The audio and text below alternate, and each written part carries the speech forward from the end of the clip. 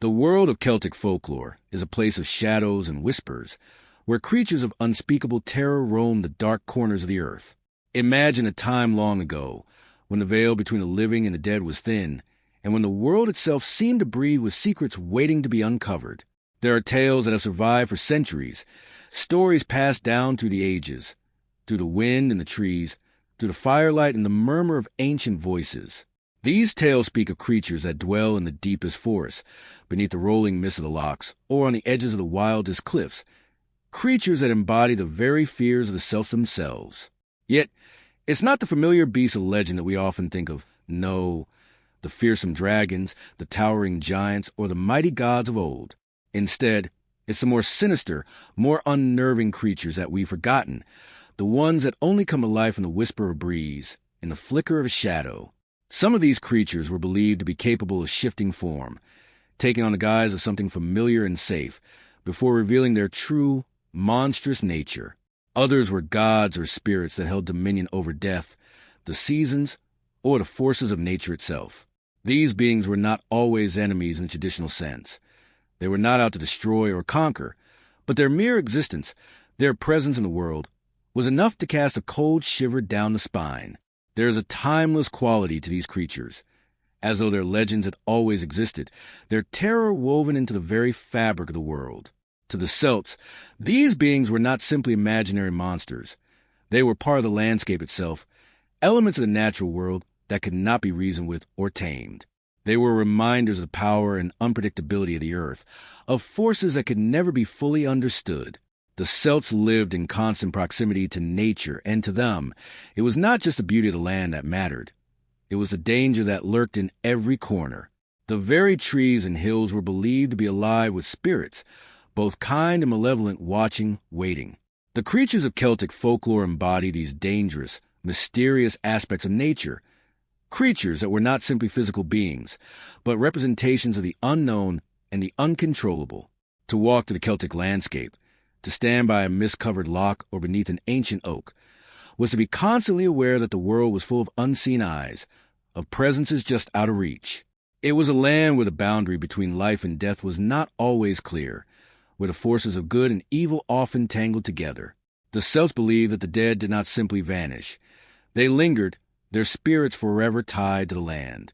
And among them, there were those who could not rest, those whose spirits were twisted, corrupted by their mortal lives. These were the creatures that haunted the edges of the human world, waiting to cross over into the light of day. But what makes these creatures so terrifying is not just their appearance or their power. It's the way they exist in the space between the known and the unknown. They don't follow the rules of the world as we understand it. They are not confined to any one place or time. They are timeless, lurking in the crevices of our imaginations, ever present yet always elusive. And the terror they inspire is not one of brute force or destruction, but the fear of the unknown, of the things that cannot be understood or explained. In this way, these creatures are not simply stories. They are symbols of our deepest, most primal fears. There's a deep psychological pull to these creatures, something that taps into the very core of human nature. The Celts did not just tell these stories for entertainment. They told them to explain the world around them, to make sense of the things they could not understand. Each creature, each myth, was a way of grappling with the mysteries of life and death, of the forces that shape our world and our fate. And in telling these stories, the Celts were not just sharing their fears. They were confronting them, giving them form, making them tangible. The creatures of Celtic folklore are not just the stuff of nightmares. They are the manifestations of our deepest, most profound fears, fears that transcend time and place, that are as real today as they were thousands of years ago. Imagine standing on a cliff, looking out over a vast, mist-filled valley. The wind howls through the trees, the branches creaking and groaning in the dark. You hear something in the distance, a rustling in the underbrush. But when you turn to look, there's nothing there, and yet you know that something is watching, something is waiting. This is a feeling that the Celtic creatures invoke. The sense that there's always something just beyond the horizon, something that can't quite be seen, but can always be felt. It is a feeling of unease, of not being alone, of knowing that the world around you is far more complex and dangerous than you ever imagined. These creatures don't just belong to the past. They live on in the shadows of the modern world, still waiting to be uncovered, still lurking in the corners of our minds. They are timeless, not because they are ancient, but because they speak to something universal, something that we all carry within us. The fear of the unknown, the fear of losing control, the fear of death. And while the world may have changed, the creatures of Celtic folklore remain as potent as ever, ready to stir our imaginations and awaken the ancient fears that still dwell within us. So, as we delve deeper into the creatures of Celtic mythology, let us remember that they are not just stories. They are reflections of our own fears, our own doubts, our own vulnerabilities. These creatures exist not to be conquered, but to be understood, to remind us that there are things in this world that we can never fully control or comprehend. And perhaps, in understanding them, we can learn to live with the mystery, to embrace the fear, and to accept that some things are better left in the shadows, where they belong. As the story unfolds, these creatures will take on different forms, each one more terrifying and mysterious than the last. But the true terror lies not in their appearance, but in what they represent, the forces that lie just beyond the veil, waiting for their moment to emerge. They are a reminder that the world we know is only one layer of a much deeper, more mysterious existence. And it is in this space between worlds, in this liminal realm of myth and folklore, that the true terror resides. The Celtic landscape is one of enchantment and danger, a place where the line between the physical world and the supernatural is so thin that the two often blur together. Imagine standing on the edge of a dense, fog-filled forest, the ancient trees stretching upward like silent sentinels. The air is thick with moisture, and the ground beneath your feet is soft, damp from the mist that lingers in the early morning hours. The scent of earth and wet leaves fills your senses, and the faintest rustle of the wind through branches seems to carry a whisper, a voice that you can't quite make out. There's a sense of being watched, a feeling that something ancient and unseen is lurking just out of sight. The world around you is full of stories, legends, and secrets, all wrapped up in the very landscape itself. For the Celts, the land was far more than just a place to live. It was sacred, alive with forces both benevolent and terrifying. The forests, mountains, and rivers were not just natural features. They were home to spirits and creatures that had the power to shape the world and its inhabitants. This belief in the sentient nature of the land gave birth to a deep respect for nature, one that permeated every aspect of Celtic life. But it also fostered an underlying fear, a recognition that nature was not simply a resource to be used, but a force to be reckoned with, capable of both great beauty and immense destruction. The landscapes of Celtic lands, from the misty highlands of Scotland to the rugged cliffs of Ireland, were not just backdrops for human life. They were realms unto themselves, filled with mysteries and dangers that could only be understood through myth and story. The forests, in particular, held an eerie quality. Ancient trees, twisted and gnarled with age, were said to be the homes of spirits, both good and malevolent. Oak trees, with their mighty limbs reaching toward the sky, were especially sacred to the Celts, symbolizing strength and endurance. But these same trees, towering and ancient, also served as the dwelling places of creatures that were not meant to be seen by human eyes.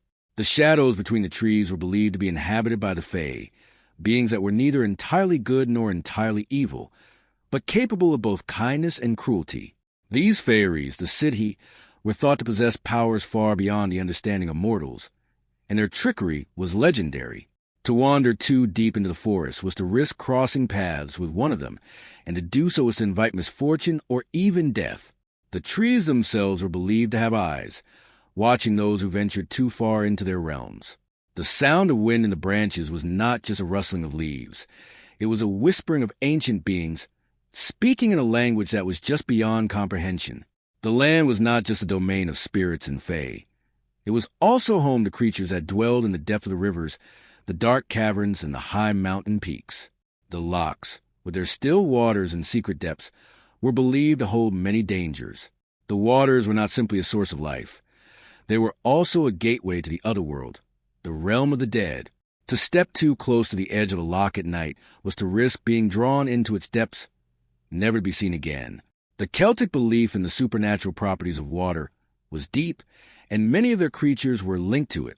The Kelpie, a shape-shifting water spirit, was said to lure travelers to their doom by taking the form of a beautiful horse or a handsome man, only to drag them into the depths when they least expected it. The sound of water lapping against the shore could send a shiver down the spine, as it was often a sign that something unseen was watching, waiting for the perfect moment to strike. Highlands and mountains were not just natural barriers. They were the homes of giants, gods, and terrifying monsters. The mist that rolled down the mountainsides was said to carry the breath of ancient beings, whose presence was marked by a deep, unshakable fear. The Celts believed that certain mountain peaks were sacred, places where the gods would be found, watching over the land below. But these mountains were also the homes of creatures that were far from divine. The Fir-Bolg, ancient giant of Celtic myth, were said to have lived in the mountains, their towering forms hidden by the mist and fog. The very peaks that gave the Celts a sense of awe and reverence also hid dangers that could not be seen by human eyes. These mountains were places where the boundary between life and death was particularly thin, where the air seemed charged with the power of the ancient gods and the spirits of the dead. The Celts also believed that the land held memories, that every stone, every river, every hill contained within it the echoes of the past. The spirits of ancestors were said to linger in the landscape, and their presence could be felt by those who were attuned to it. To the Celts, the earth was not a passive witness to human life. It was an active participant, a living entity that shared its wisdom and its warnings with those who knew how to listen. In this sense, the land was both protector and a danger, a force that had the power to shape the course of history, for good or ill. It was a world where the natural and supernatural coexisted in a delicate balance, and to disturb that balance could have dire consequences. The passage of time itself seemed to move differently in the Celtic world. The Celts had a unique understanding of time, one that was cyclical rather than linear. Life and death were not separate, but two parts of an ongoing process. The seasons were the most obvious manifestation of this cyclical time. The changing of the seasons was not just a physical event. It was a spiritual one.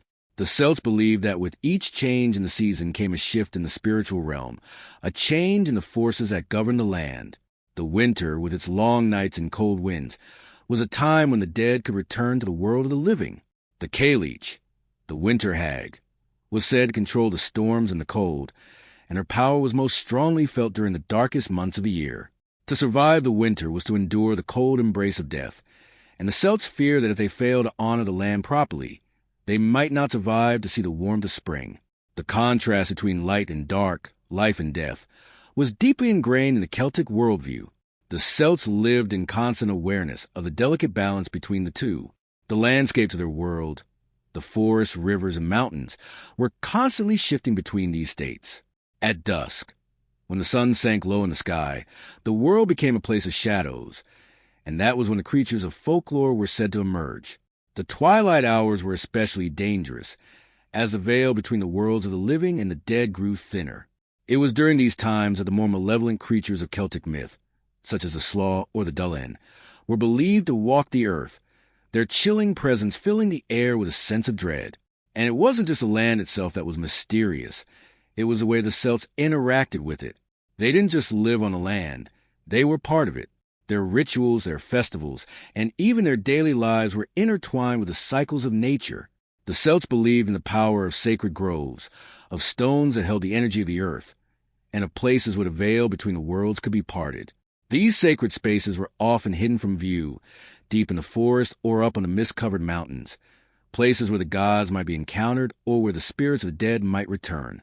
The Celtic people were aware of the thin line that separated the mundane from the mystical, and they respected it, knowing that to disturb it could bring disaster. This deep connection between the Celts and their land created a world that was both awe-inspiring and terrifying, where every shadow, every gust of wind, carried with it a whisper from the other side. The land was alive with stories, legends, and myths, each one more terrifying than the last. And at the heart of it all was a belief that the creatures of these lands, the fairies, the gods, the spirits, and the monsters, were not just figment of imagination. They were real, living beings, and to encounter one was to face a force far beyond human understanding. It was a world where the supernatural and the natural were so deeply intertwined that they could not be separated. And in this world, there was always a sense of the unknown, waiting just beyond the horizon. At the heart of Celtic folklore lies a deep and primal understanding of the unknown, a concept that is not easily grasped by modern minds, but one that was intimately known to the Celts. Their myths, legends, and stories were not merely tales to entertain or pass the time. They were profound expressions of the human condition, shaped by the mysteries of life, death, and the forces that govern the world around them. For the Celts, the boundaries between the physical world and the spiritual one were thin and porous, and the creatures and gods of their folklore were more than just fantastical beings. They represented the unknown, forces of nature, death, and fate that could never be fully understood or controlled. The fear of these forces was not born out of ignorance or superstition, but from a deep psychological truth that there are things in this world that cannot be comprehended no matter how hard we try. Celtic mythology is steeped in the belief that the world is full of unseen forces, spirits, gods, and creatures that influence every aspect of life. These forces were not distant or abstract. They were deeply personal, woven into the fabric of everyday existence. The Celts did not view the supernatural as something separate from the natural world. Instead, they saw it as a force that flowed through everything, through the trees, the rivers, the mountains, and the very air they breathed. They believed that the land itself was alive with the energy of the gods and spirits, and that by living in harmony with the land, they could tap into these forces and gain wisdom, protection, and power. But this connection to the supernatural also came with a sense of vulnerability. The Celts knew that while they could seek the help of these forces, they could also be at their mercy. There was always a possibility that the spirits or gods would turn against them, and that their lives would be shaped by forces beyond their control. This fear of the unknown, this recognition that there are forces in the world that cannot be explained or understood, is at the heart of Celtic folklore. It's a fear that taps into something deeply human, our anxiety over what lies beyond the veil of our understanding. In a world where death, disease, and disaster were constant threats, the Celts lived in a state of perpetual uncertainty. They understood that life was fragile and that everything could change in an instant. This awareness of precariousness of existence gave rise to the need for stories that could explain the unexplainable, that could offer some semblance of control over the forces that seemed so random and uncontrollable. But these stories also acknowledged that no matter how much control they might seek, there were always powers that lay beyond their reach. In this sense, Celtic mythology is not just about monsters and gods. It's about the deeper psychological need to make sense of a chaotic and unpredictable world. It's about the need to understand why bad things happen, why the world sometimes seems to turn against us. The creatures of Celtic folklore are not just terrifying because of their physical appearance or their supernatural abilities. They are terrifying because they represent the things that humans cannot control: the darkness, the chaos, the death, and the unknown. They are the embodiment of all that we fear but do not fully understand. For example, take the concept of the banshee, one of the most famous creatures of Celtic folklore. On the surface, the banshee is a terrifying figure, a wailing spirit that heralds death with her mournful cry. But beyond the fear that she invokes, the banshee represents something much deeper: the fear of loss, of the unknown that comes with death, and the way in which death is always lurking just around the corner, waiting to claim those we love. The banshee is not just a warning of death. She is the manifestation of the emotional and psychological terror that death brings. She is the embodiment of grief, of the terror of losing someone, and of the uncertainty that comes with the unknown that follows death. The Celts did not just fear death as an event. They feared the unknown that came after, the world beyond, the spirits that might linger, and the possibility that death was not an end but a transformation into something darker and more mysterious. The fear of the unknown is also deeply embedded in the stories of the puka, a shape-shifting trickster spirit that is capable of taking on many different forms. The puka can appear as a horse, a goat, or even a human, and it is known for its mischievous behavior and its ability to deceive and manipulate. The puka is not evil in the traditional sense. Rather, it is unpredictable, and its actions are driven by a desire for chaos and confusion. It plays tricks on humans, leading them astray, or causing them to lose their way in the wilderness. The puka represents the unpredictability of the natural world, the fact that there are forces beyond human control that can change the course of our lives in an instant. The puka is a reminder that we cannot always rely on our senses, that the world is not always what it seems, and that there are forces lurking just beneath the surface, waiting to unsettle us. This unpredictability is also seen in the stories of the Cailleach, the ancient hag goddess of winter. The Cailleach is a figure of immense power, known for her control over the weather and her ability to bring about death and destruction. She is the embodiment of the harsh and unforgiving nature of winter, a season that is both beautiful and deadly. The Kalich's power is not one that can be easily understood or predicted. She controls the storms and the cold, and she is said to be capable of transforming herself into a stone or tree when she wishes to remain hidden. The Kalich represents the fear of the natural world's power, the realization that nature is not simply a benign force, but one that can be both beautiful and terrifying in equal measure. The cold of winter, the darkness of night, and the unpredictability of the elements all find their manifestation in the figure of the Kalich, a reminder that there are forces in the world that cannot be tamed or understood. The psychological depth of Celtic mythology also speaks to the human need for explanation. The Celts sought to explain the unexplainable through their stories, giving shape to the forces that govern their lives. But in doing so, they also acknowledged that there were limits to human understanding. The creatures of Celtic folklore, whether they were gods, spirits, or monsters, were often mysterious and elusive, and the Celts never pretended to fully understand them. These creatures represented the things that were beyond the human realm, beings that could not be comprehended or controlled. They were a reminder that no matter how much knowledge or power a person had, there were always forces beyond their grasp. This sense of mystery is what makes Celtic mythology so powerful. It speaks to a fundamental truth that transcends time and place, the recognition that there are things in life that cannot be understood, that will never be fully explained. The fear of the unknown is not just about monsters lurking in the dark or spirits haunting the night.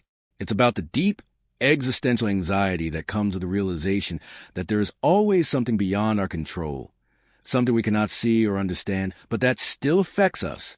The creatures of Celtic mythology are not just warnings of death or destruction. They are reminders of the fragility of life, of the uncertainty that comes with being human, and of the mystery that surrounds us at every turn. In the end, Celtic folklore is not just a collection of stories about mythical creatures. It is a reflection of the human psyche, of the fears, anxieties, and uncertainties that shape our understanding of the world. It is about the things that we cannot explain, the mysteries that we cannot solve, and the creatures that dwell in the dark corners of our imaginations, waiting to remind us of our vulnerability. It is a reminder that the world is far more complex and mysterious than we can ever fully comprehend, and that the unknown will always be with us, lurking just out of sight, ready to stir our imaginations and awaken our deepest fears. The Dullahan is perhaps one of the most chilling and iconic creatures in Celtic mythology, its legend woven into the very fabric of Irish folklore. A headless rider, often depicted as a terrifying, ghostly figure, the Dullahan is not just a creature myth but a harbinger of death. Its appearance strikes fear into the hearts of those who encounter it, and its legend has endured across centuries, lingering in the dark recesses of the human psyche. The Dullahan story is one of mystery, terror, and the unavoidable inevitability of death, which the Celts both revered and feared in equal measure. At its core, the Dullahan is a figure that embodies the terrifying finality of death. The creature's most notable feature is its complete lack of a head. It is said that the Dullahan carries its own head under its arm, and the head itself is no ordinary head. It is often described as a gruesome, decayed visage with eyes that are wide open, staring unblinking. The head is said to be so terrifying that to gaze upon it could drive a person mad with fear. In some accounts, the head is described as having a mouth that continually moves, laughing or calling out the names of those whose death it has come to announce. The very presence of the Dullahan evokes an overwhelming sense of dread, as it symbolizes the arrival of death, a fate that cannot be escaped or ignored. The Dullahan's ride is one of great speed and purpose. It is often said to ride a dark, wild horse that gallops at an incredible pace, its hooves striking the earth with a thunderous sound. The Dullahan's movement is erratic, unpredictable, and unstoppable. Once the creature is on its way, nothing can halt its progress. The rider is always in motion, and it is believed that once the Dullahan has been seen, the death of a person is imminent. The Dullahan is not a creature that comes for revenge or malice. Rather, it is a servant of death, fulfilling its grim duty with chilling precision. The connection between the Dullahan and death is both direct and symbolic. In many versions of the tale, the Dullahan is said to ride to the house of the person whose death it has come to announce, and upon arrival, it calls out the name of the person who is about to die. Sometimes, the Dullahan will even use its own head to call out the name, and when the name is spoken, the person it refers to will die instantly. The Dullahan's arrival is not just a signal of death, but a symbol of the inescapability of fate. There is no reprieve, no way to stop the inevitable.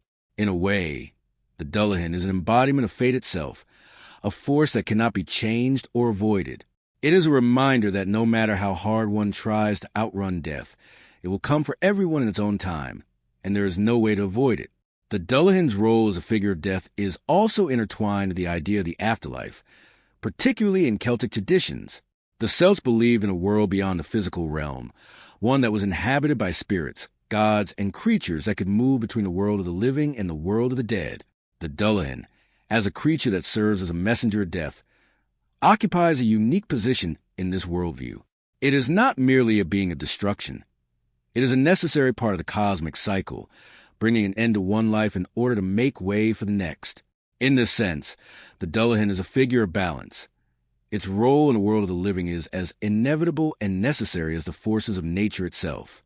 While the Dullahan is often described as a malevolent force, it is important to remember that in Celtic belief, death was not viewed in entirely negative terms. To the Celts, death was not an end but a transition, a passage from one state of being to another. The Dullahan's appearance and its role as a harbinger of death were part of this belief system. Death was feared, yes, but it was also understood as an integral part of the cycle of life. The Dullahan, with its headless body and eerie, unrelenting ride, was a reminder that death is not something to be avoided or denied, but something to be accepted as part of the natural order. There is something deeply unsettling about the idea of the Dullahan's head, which is often described as a grotesque and decayed version of a human skull. The image of a rider without a head, holding in its arm, is one that immediately evokes horror. It is a symbol of the decayed and disfigured aspects of the human body, a mortality at its most raw and unsettling. The Dullahan's head is not simply a severed appendage. It is a representation of the fragility and impermanence of life. The Celts, who were acutely aware of the brevity of life, saw the Dullahan as a figure that mirrored their own fears about death, decay, and the passage of time. The head itself, with its wide, unblinking eyes, is a reminder that death is always watching, always present, even when we cannot see it. The Dullahan is also often linked to the dark, mysterious landscapes of Ireland. It is said to appear on dark, moonless nights, riding through the misty forests and along the winding roads. The landscapes of Celtic mythology are full of places where the boundary between the living and the dead is thin, and the Dullahan is a creature that inhabits these liminal spaces. Its ride through the night is symbolic of the journey between life and death, a passage that is fraught with danger, uncertainty, and inevitability. The Celts believed that the night was a time when the veil between worlds was at its thinnest, and the Dullahan's arrival during these hours was a reminder of the transient nature of life and the certainty of death. The Dullahan's connection to the night and to the wild, untamed landscape of Ireland speaks to a deeper cultural understanding of nature. In Celtic mythology, the natural world was not just a backdrop for human life. It was an active participant in the cycle of life and death. The Dullahan, with its dark, supernatural presence, is a creature that embodies the mysterious forces of nature.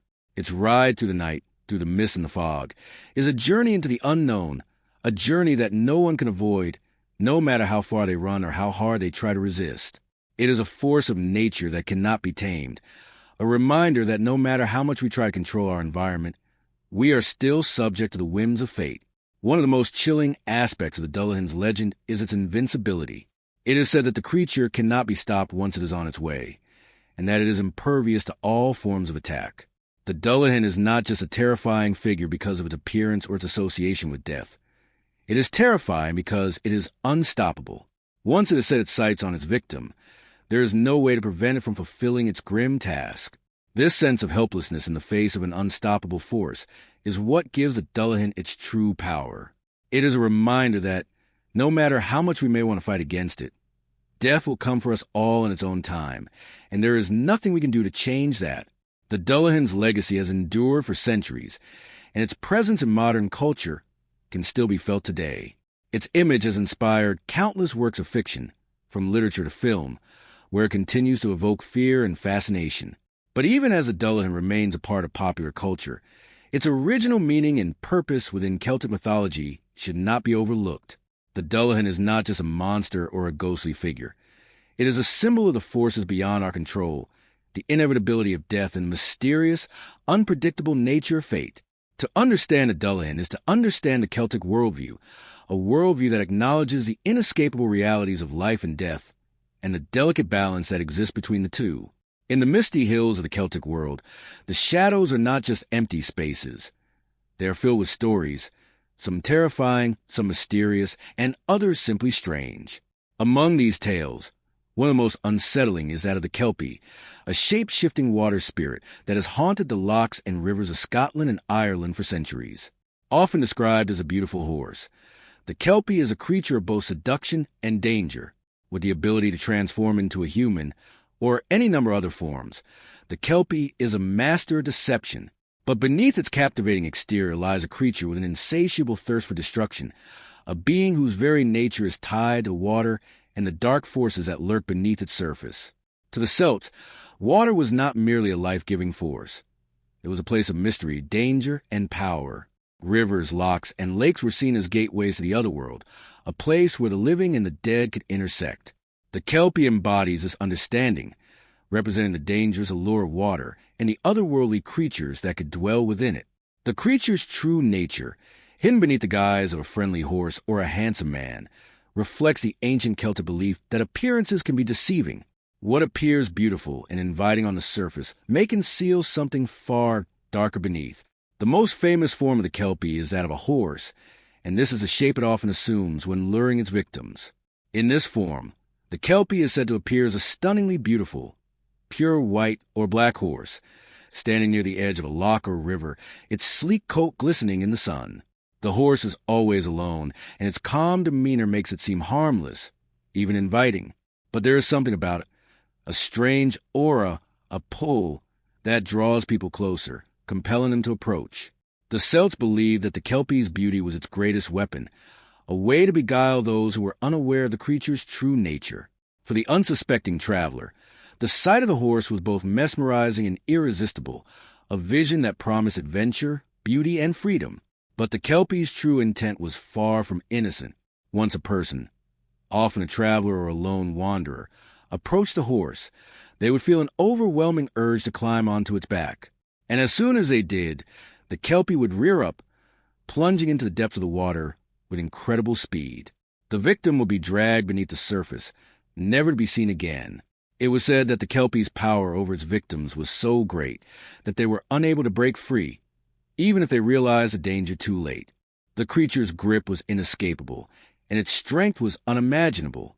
In the watery depths, the Kelpie would devour its victim, sometimes tearing them apart or consuming them entirely, leaving no trace behind. The tranquil beauty of the horse was but a thin veneer over a deadly predator, waiting for the right moment to strike.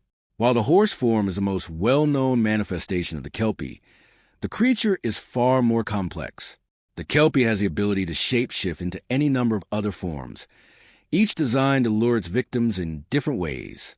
In some versions of myth, the Kelpie transforms into a handsome young man, often appearing near the water's edge or by a campfire. He will offer help to weary travelers, inviting them to sit by the fire or rest on the bank. The man's charm is undeniable, and his invitation feels safe and welcoming. But as soon as the victim lets her guard down, the Kelpie's true nature is revealed. The transformation is sudden, and the victim is dragged into the water, where their fate is sealed.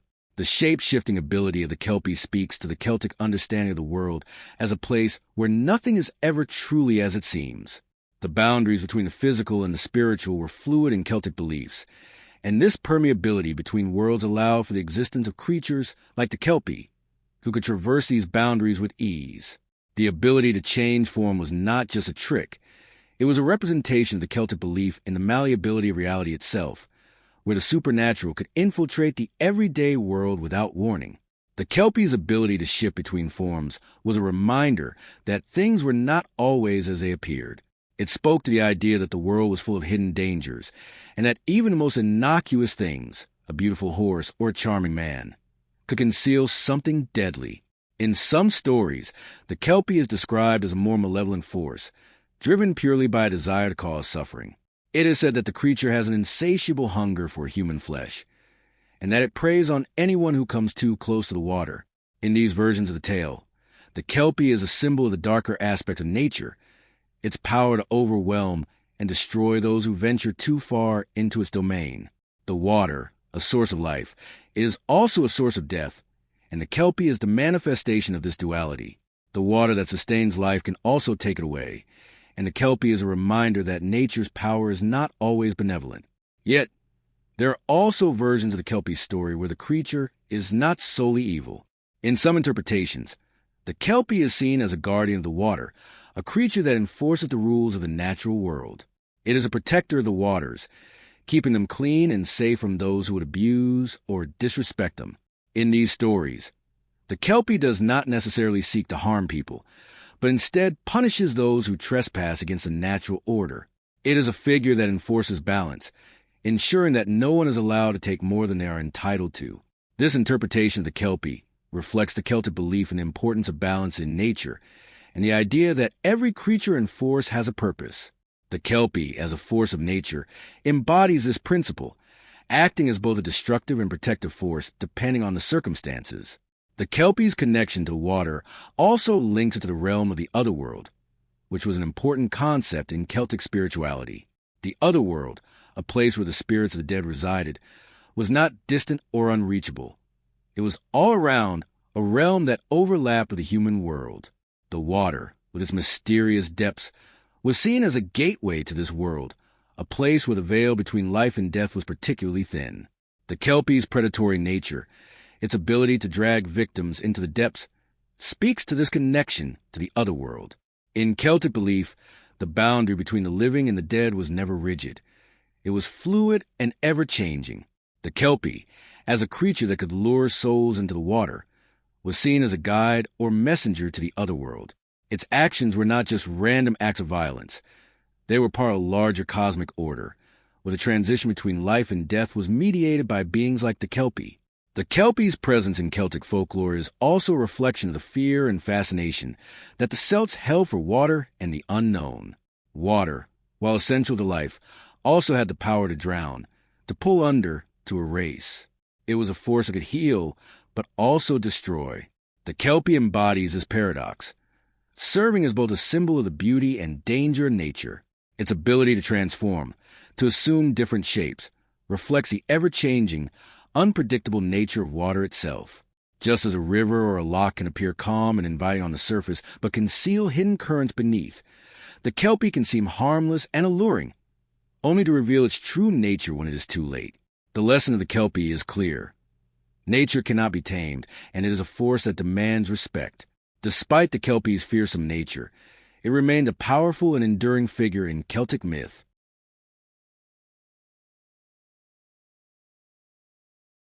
It has inspired countless retellings of the story, each one adapting the creature's traits to fit the changing needs of its audience. Whether it is a monstrous water horse that lures travelers to their doom or a more nuanced figure that enforces the balance of nature, the Kelpie endures as a symbol of the dangerous, unpredictable power of the natural world. Its legacy continues to captivate and terrify, reminding us that there are forces in the world that we cannot control, and that the boundaries between life, death, and the supernatural are always shifting, always in flux. The Kelpie's dark beauty and cunning deception are a testament to the enduring power of Celtic myth and to the timeless human fascination with the unknown. Deep in the heart of Celtic mythology, among the mist-covered hills and swirling rivers, lies the tale of the Selkie, a mystical creature that bridges the worlds of land and sea. The Selkie's myth is one of transformation, love, and longing, a story as fluid and mysterious as the waters from which it originates. This enigmatic creature, often depicted as a seal in the sea and a beautiful human on land, is a powerful symbol of the Celtic connection to the ocean, the natural world, and the complex relationships between freedom and captivity, love and loss. The Selkie story begins with the creature's dual nature, embodying both the wildness of the sea and the vulnerability of a human world. The Selkie's true form is that of a sleek and powerful seal, gliding gracefully through the waves of the ocean. However, when it sheds its seal skin and steps onto land, it transforms into a human, often a woman of extraordinary beauty. The transformation between the two worlds is as much about the shifting between freedom and constraint as it is about physical change. On the land, The Selkie is bound by human emotions, relationships, and the limitations of earthly life.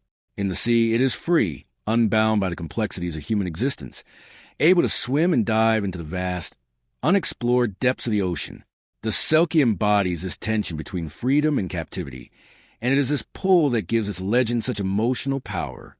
One of the most well-known aspects of the Selkie myth involves the relationship between a Selkie and a human, often a fisherman. In many versions of the story, a man happens upon a group of Selkies on a beach, where they have shed their sealskins in order to bask in the sun or dance on the shore.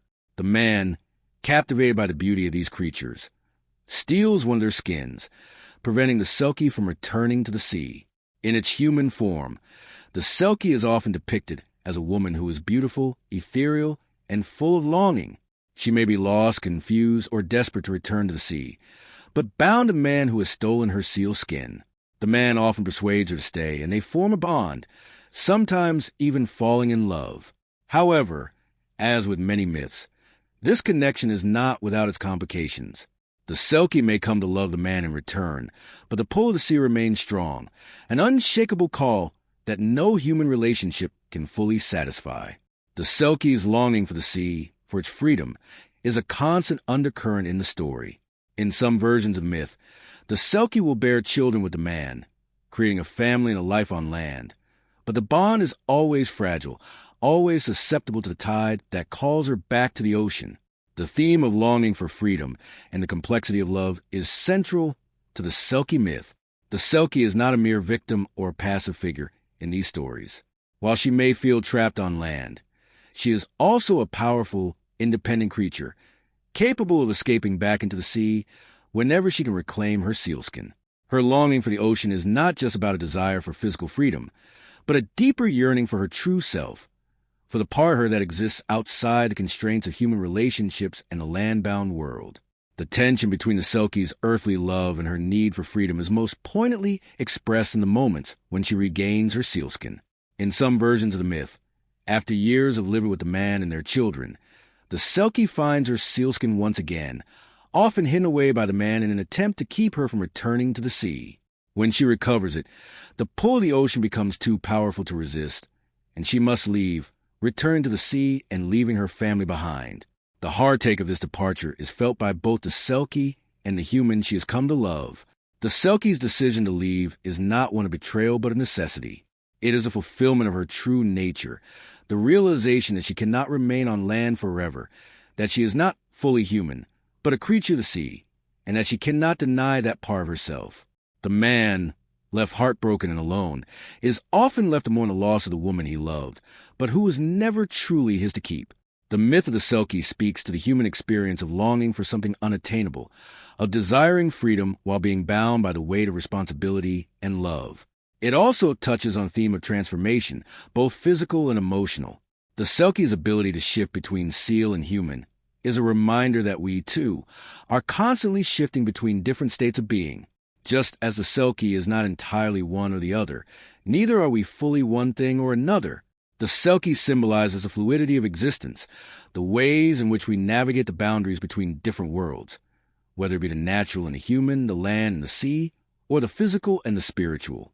The Selkie's transformation is an expression of the deep human truth that we are not static beings, but are always changing, always evolving. Water itself plays a critical role in the Selkie myth, not just as a physical force, but as a symbol of the unconscious, of emotion, and of the mysteries of life. In Celtic culture, water was deeply symbolic. It was seen as a boundary between worlds, the world of the living and the world of the dead, the world of the human and the world of the divine. The Selkie's association with water reflects this connection to the unknown, to the mystical aspects of existence. The sea is both a source of life and a place of death, a place where souls are believed to journey to the other world. In many ways, the Selkie represents the soul's yearning for something beyond the physical world, a longing for a return to a place of origin, to the vastness and depth of the water, which in Celtic mythology is often considered a liminal space, a threshold between worlds. The Selkie myth also addresses the theme of captivity, but not in the way one might expect. While the Selkie is physically captive to the man who has stolen her skin, she is also free in ways that the man cannot understand. She can never be fully contained because her essence is wild, tied to the sea, and no matter how much the man may love her, he cannot possess her. In this way, the Selkie's tale is a reminder that love, though powerful, cannot tame the wildness of nature, nor can it bind another being to one's will. The Selkie's need for freedom reflects a deeper truth about the nature of life itself, that we are all in some way bound to forces larger than ourselves, forces that cannot be controlled or confined. The Selkie represents the untamable aspect of the soul, the part of us that longs for release, for liberation from the constraints of daily life and the roles we are expected to play. Over time, the Selkie myth has evolved and taken on new meanings, but the core of the story remains the same. It speaks to the universal human experience of love and loss, of freedom and captivity, and of eternal longing for something beyond the confines of our everyday existence. The Selkie's myth endures because it taps into these fundamental human emotions and questions, offering a story that resonates with anyone who has ever felt the pull of something greater than themselves, whether it be a desire for adventure, a search for meaning, or a longing for freedom. In contemporary times, the Selkie myth continues to inspire art, literature, and even film, its themes remaining just as relevant today as they were in ancient Celtic culture. The enduring power of the Selkie's story lies in its ability to speak to the complexity of the human condition. It is not a simple tale of good versus evil or hero versus villain, but a story that captures the complexity of our relationships, our desires, and the forces that shape our lives. The Selkie reminds us that, like the waves of the sea, we are constantly shifting, constantly changing, and that no matter how hard we try to hold on to something, there will always be forces that pull us in different directions. And in the end, the story of the Selkie is not just a tale of a creature who shifts between two worlds. It is a story of all of us as we navigate the spaces between freedom and captivity, love and loss, the physical and the spiritual. The concept of the Fae, or fair folk, holds a significant place in Celtic mythology, weaving a thread through the very fabric of belief, fear, and mystery that envelop the Celts. These mythical beings, often described as mischievous, unpredictable, and powerful, exist on the edges of the human world, always present, yet hidden. The Fae are spirits of nature, inhabitants of a world parallel to our own, a world that overlaps and intersects with the physical realm in ways that are both dangerous and enchanting. These creatures, often described as otherworldly, can appear in many different forms, some beautiful and seductive, others terrifying and malicious. Yet, at the heart of every Fae story lies an underlying truth. These beings are both protectors and destroyers, symbols of the forces of nature that humans cannot fully understand or control. In Celtic folklore, the Fae were often seen as guardians of the natural world, spirits of the land, the water, the trees, and the sky. The Celts viewed nature as a sacred and living force, and the Fae were believed to embody this vitality. The spirits of the Fae were thought to dwell in places of great beauty and mystery, ancient forests, deep caves, sacred groves, and rolling hills. These were places where the veil between the physical world and the other world was thinnest, and where the Fae could slip through to interact with humans. The Fae were not just creatures of folklore.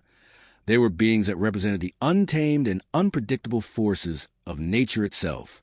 As such, they were both revered and feared. To encounter one of the Fae was to encounter the unknown, a force that could be both benevolent and destructive, often with little warning. One of the key aspects of the Fae in Celtic mythology is their capricious nature. The Fae were not bound by human notions of morality. They were creatures of instinct and impulse, driven by desires and whims that humans could not hope to understand. They were neither inherently good nor evil. Rather, they existed beyond the confines of human ethics. A Fae could bless someone with great fortune one moment and curse them the next with no apparent rhyme or reason. To the Celts, this unpredictability was a reflection of the larger forces of nature, storms that could both nourish and destroy, winds that could bring rain or drought, animals that could provide sustenance or harm. The Fae were a personification of these forces, embodying the duality of nature itself. Their behavior mirrored the randomness and volatility of the natural world, a world where life and death were often determined by forces that could not be controlled. One of the most famous of the Fae in Celtic lore is the Sidhe, a beautiful and enchanting fairy, who is often depicted as a muse or lover.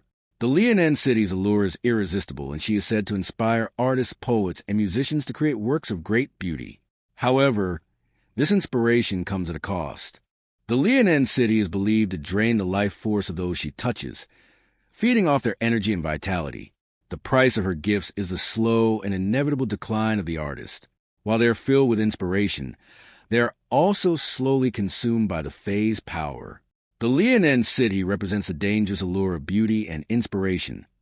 The idea that greatness often comes with sacrifice, and that the forces that drive creativity and passion can also lead to destruction. She is a reminder that, while the Fae can give, they can also take away, often leaving nothing in their wake but exhaustion and despair. The Banshee, another well-known figure in Celtic folklore, is also a member of the Fae, though her role in mythology is often associated with death rather than creation. The Banshee is most commonly seen as a harbinger of doom, a wailing spirit whose mournful cry signals the impending death of a loved one. The Banshee's role is not to cause death directly, but to announce it, to give warning to those who are about to lose someone dear. The Banshee is both a figure of grief and of warning, a creature that reminds humans of the inescapable nature of death and the importance of preparing for it. Her connection to the Fae world is clear in the way she exists on the threshold between life and death, a figure who hovers between the physical world and the spiritual realm. The Banshee's lamentation, while sorrowful and terrifying, is also an acknowledgement of the cyclical nature of life, birth, death, and renewal. In a way, the Banshee, like all Fae, represents the eternal flow of life and death, and the inevitable passage of time that shapes all living things. Another figure in Celtic folklore who belongs to the Fae is the Puka, a shape-shifting spirit that is both feared and admired.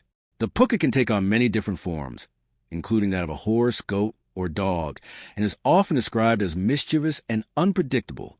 While the Puka is not necessarily malevolent, it is known for playing tricks on humans, leading them astray, or causing them to become lost in the wilderness. The Puka is a reminder of the trickster nature of the Fae, their ability to manipulate, confuse, and mislead. Like all Fae, the Puka exists beyond the boundaries of human understanding, and its actions are driven by forces that humans cannot hope to comprehend. The Puka is a reflection of the chaos and uncertainty that exists within nature, a creature that exists to remind humans of the unpredictability of the world they inhabit. The Fae are also associated with the Otherworld, a realm that is both familiar and foreign to the Celts. The Otherworld is often depicted as a place of beauty, peace, and eternal youth, but it is also a place that is distant and inaccessible to mortals.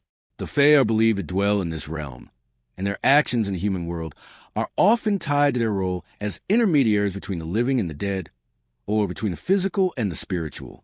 The Otherworld is not a place that is easily reached or understood, and those who venture too far into the realm of the Fae often find themselves lost or trapped, unable to return to the world they knew. The Fae, as inhabitants of this liminal space, embody the tension between the known and the unknown, between life and death, between reality and illusion. Their existence is a reminder that there are forces beyond the human realm, forces that cannot be fully understood or controlled. The relationship between the Fae and humans is complex. On one hand, the Fae are seen as powerful beings who can offer blessings and protection. They are guardians of the land and its natural elements, and they are often called upon for help in times of need. On the other hand, the Fae are also a source of danger and mischief. To encounter Fae, or to fail to respect their boundaries, could lead to misfortune, illness, or even death. The Celts believed that the Fae were easily offended, and that failing to honor them or their realm could bring disastrous consequences. It was said that the Fae could curse those who crossed them, leading to illness, madness, or worse. As such, humans were always cautious around the Fae, showing them respect and making offerings to ensure their goodwill. In some stories, the Fae were believed to take human children, replacing them with changelings, fairy infants who were left in the place of a stolen child.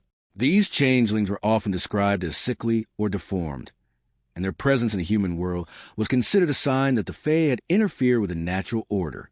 The idea of changelings highlights the Fae's role as both protectors and disruptors, beings that could both give life and take it away. The Celts believed that the Fae had the power to shape the lives of humans, to influence their fate in ways that could not be predicted or controlled. The Fae were not just mystical creatures. They were forces that shaped the world, forces that humans could neither understand nor escape. Over time, the Fae have become romanticized in literature and popular culture, often depicted as beautiful, ethereal creatures that are both enchanting and mysterious. However, in their original form, the Fae were not to be trifled with. They were powerful, unpredictable beings who lived by their own rules and who could bring both blessings and curses to those who encountered them. The myth of the Fae is a reminder that the world is full of forces beyond our understanding, forces that are both beautiful and dangerous, and that the line between the natural and the supernatural is thinner than we might think. In the end, the Fae remind us that there are realms beyond our own, that there are powers at play in the world that we cannot control or even comprehend, and that the natural world, with all its beauty and danger, is far more mysterious and unpredictable than we could ever imagine. In the vast tapestry of Celtic folklore, where myths and legends intertwine with the natural world, one of the most intriguing and eerie creatures to emerge from the shadows is the Morrigan, a figure that embodies both death and sovereignty. Her presence in the stories of ancient Ireland and Scotland represents a mysterious and often fearsome relationship between humanity and the forces of nature, war, and the supernatural.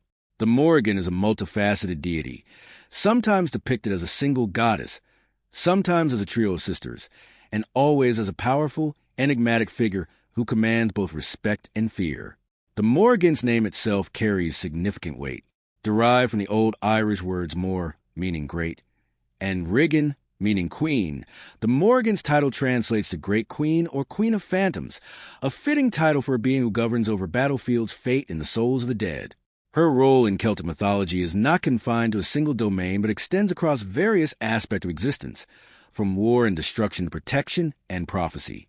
She is a goddess who navigates the space between life and death, a powerful reminder of the fragility of human existence and the inexorable march of time. Perhaps the most well-known aspect of the Morrigan's mythology is her association with war and battle. The Morrigan is often described as a goddess of conflict, a harbinger of death and destruction. She is the embodiment of the chaos and bloodshed that accompany war, but she also plays a more complex role in these stories. The Morrigan is not merely a destroyer. She is a force of nature that balances the cycle of life and death, a symbol of the inevitable destruction that comes with the passage of time. In many tales, the Morrigan is portrayed as a protector of the land, using her influence over war to ensure that the natural order is upheld. This duality of creation and destruction, life and death, is at the heart of the Morrigan's character, and it is this balance that makes her one of the most intriguing figures in Celtic mythology. The Morrigan is frequently associated with the Celtic warriors who fought in the ancient battles that shaped the history of Ireland. She often appears to these warriors as a mysterious, spectral figure who predict the outcome of battles and influences the fate of soldiers. Her presence on the battlefield is both a warning and a blessing. In some accounts, she appears as a crow or raven, circling above the fighting forces, a symbol of impending death and carnage. In other versions of myth, the Morrigan is said to shapeshift into a terrifying and powerful figure, sometimes appearing as a beautiful woman, and other times as a frightening, dark entity. Her role as a figure of war and prophecy was not just one of chaos, but one of guidance, for she often helped determine who would win a battle and who would fall. In some stories, she directly intervenes in the outcome, ensuring that the fates of warriors and kings are sealed according to her will. The Morrigan's connection to battle is deeply tied to her role as a goddess of fate. In Celtic belief, fate was seen as a powerful force that governed all aspects of life and death. The Morrigan, as a figure who could influence the outcome of battles, was believed to have the ability to shape the destinies of men and women, warriors and kings alike. Her influence over fate is also linked to the three fates in Greek mythology, who were responsible for spinning, measuring, and cutting the thread of life. In many ways, the Morrigan's role as a fate-bringer mirrors this idea, as she is said to control the destiny of those who come under her sway. This connection to fate is particularly evident in the myth of Cú Chulainn, the great Irish hero, who encounters a Morrigan in a series of confrontations that test both his strength and his resolve. The Morrigan appears to Cú Chulainn in various forms, sometimes as a beautiful woman, sometimes as a terrifying figure of death, and sometimes as a prophetic presence. In each encounter, she predicts his future, but also warns him of the consequences of his actions. The Morrigan's role as a fate-bringer is not one of mercy or malice, but one of inevitability. She embodies the concept of fate as a force beyond human control, one that cannot be escaped, no matter how powerful or valiant a warrior may be. However, the Morrigan is not only concerned with the brutality of war. She also plays a significant role in the protection of the land and its people. In some versions of the myth, she is depicted as a guardian goddess who defends a natural world from invaders or supernatural forces. The Morrigan's protective nature is particularly evident in her relationship with the land itself. She is often seen as a guardian of fertility, ensuring that the land remains bountiful and that the cycles of nature continue without disruption. This connection to the land is also reflected in her association with the sovereignty of the kingship, as the Morrigan was sometimes believed to be the one who granted kings their power. In many Celtic societies, the land and the ruler were inseparable, with the health of the land reflecting the well-being of the king. The Morrigan, as the embodiment of the land's power, could grant kings the ability to rule, but she could also withdraw that power if they failed to uphold their responsibilities. This connection between the Morrigan and kingship is particularly important in the context of the Celtic sacred kingship system. In ancient Celtic societies, the king was not merely a political leader, but a divine figure who was chosen to represent the land and its people. The king was believed to be the intermediary between the human world and the supernatural realms, and his power was often thought to be granted or taken away by the gods. The Morrigan, as a goddess of sovereignty, played a central role in this system. She was believed to be the one who granted the king his divine right to rule, and she could also take that power away if the king failed to fulfill his duties or if the land suffered under his rule. The Morrigan's influence over kingship is a reminder of the delicate balance between rulers and the land, between human ambition and the forces of nature that shape the world. In addition to her role as a goddess of war and sovereignty, the Morrigan is also a figure of death and transformation. She is often associated with the otherworld, the realm of the dead, and in some myths, she is depicted as a guide to the afterlife. The Morrigan's connection to death is not one of darkness or evil, but of transformation. In Celtic belief, death was not an end, but a transition from one state of being to another. The Morrigan, as a figure who governs over both life and death, represents this cyclical view of existence. She is both a destroyer and a creator, a force that brings about change and renewal. Her association with death is not to be feared, but understood as part of the larger cosmic order. In many ways, the Morrigan is a guide for those who must pass through the veil of death, ensuring that the journey to the afterlife is not one of chaos, but of transformation. The Morrigan's presence in Celtic mythology also extends beyond the ancient stories, as her figure continues to resonate in modern culture. Her archetype has been adopted and adapted in various forms, from literature and art to contemporary spirituality and popular media. In many ways, the Morrigan represents the eternal power of nature, both destructive and regenerative. Her story is a reminder that the forces of life, death, and transformation are not separate from us, but are integral parts of our existence. The Morrigan embodies the cycles of nature, the ebb and flow of life, and the inevitable passage of time. She is a figure who stands at the crossroads of life and death, a symbol of the power of fate and sovereignty, and a reminder that all things are connected in the great web of existence. Her role as a complex and multifaceted figure has made her one of the most enduring characters in Celtic mythology. Whether as a goddess of war, a protector of the land, a queen of death, or a figure of transformation, the Morrigan's presence continues to inspire awe and reverence. She is a figure who stands beyond the limitations of human understanding, embodying the mysteries of the natural world and the forces that govern life and death. In this sense, the Morrigan is not just a figure from ancient myth, but a timeless symbol of the power and mystery of the world around us. Her story endures because it taps into universal themes of fate, power, and transformation, elements of existence that resonate deeply within the human experience. One of the most captivating and haunting figures in Celtic folklore is the witch, a powerful, mysterious being who stands at the intersection of magic, the supernatural, and the human world. Witches in Celtic mythology are not simply figures of fear or evil, but complex and multifaceted characters who embody a deep connection to the natural world, the elements, and the ancient spiritual practices of the Celts.